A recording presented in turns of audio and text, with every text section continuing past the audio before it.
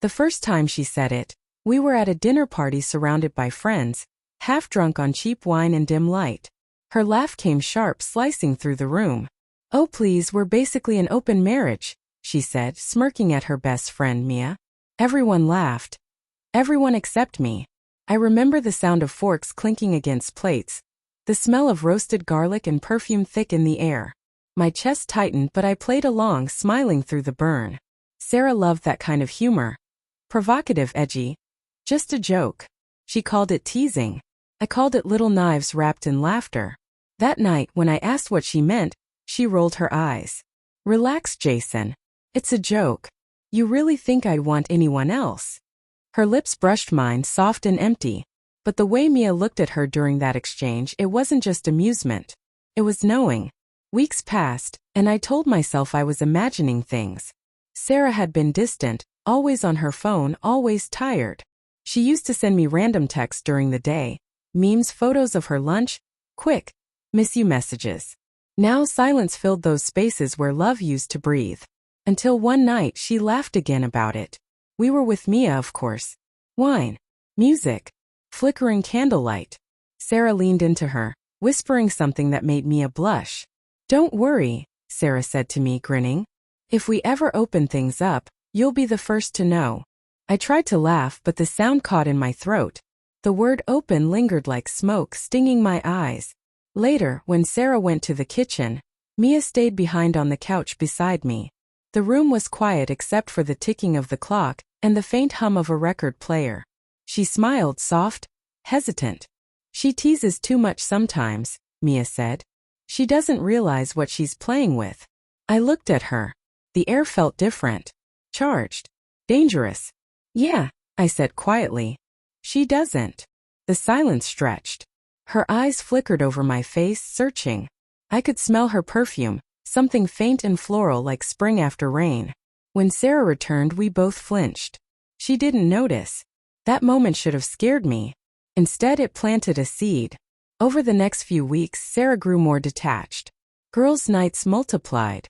Work dinners appeared out of nowhere. She started guarding her phone like it was nuclear code. When I asked what was going on, she'd brush it off. "You're being paranoid, Jace. Don't ruin this with your jealousy." I stopped asking. And then one night I found the message. She'd left her laptop open. Maybe by accident, maybe out of carelessness. The message was from Mia. It was short, nothing explicit. "Still thinking about that kiss. She'll never know." My heart slammed against my ribs so hard I thought I might faint. I scrolled up. There were weeks of hidden chats, coded, subtle but clear. They'd kissed. They'd joked about our little secret. They'd shared nights when Sarah told me she was at yoga. I didn't confront her. Not yet. That night I went to bed beside her, listening to her steady breathing, wondering how she could sleep so easily.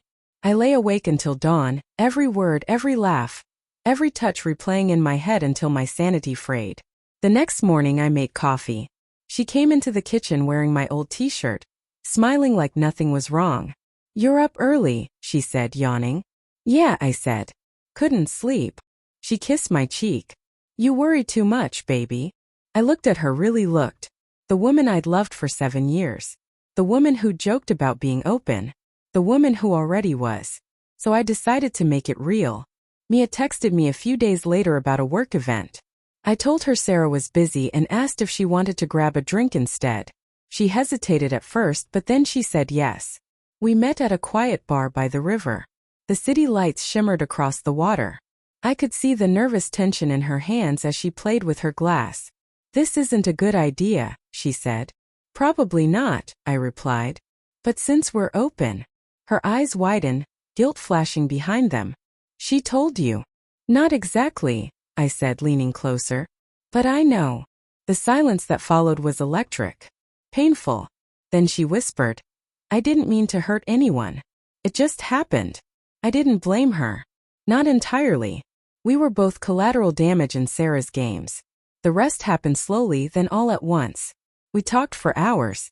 Shared stories. Laughed, real laughter, not the kind that cuts. When she kissed me, it wasn't revenge. It was release. For the first time in months I felt seen. Wanted. Human. When Sarah found out, she didn't cry. She didn't scream. She just stared at me, her mouth open, trembling. You and Mia? I nodded. You said we were open. I just finally believed you. Her face twisted in disbelief, maybe guilt, maybe fury. It was a joke, Jason. A joke. No, I said quietly. It was the truth you didn't have the courage to admit. She stormed out that night, suitcase in hand, slamming the door so hard the picture frames rattled. Weeks passed before I heard from her again. A single text. I never thought you'd actually do it. I stared at the screen, then typed back. Neither did I. I won't lie and say it made me feel better. The truth is, it left a hollow space where love used to be. But it also gave me clarity. Sometimes betrayal doesn't end in anger. It ends in understanding. I'd become the thing she joked about, the mirror she never wanted to face. And somewhere beneath all the wreckage, I realized that maybe she'd always been open, just not honest.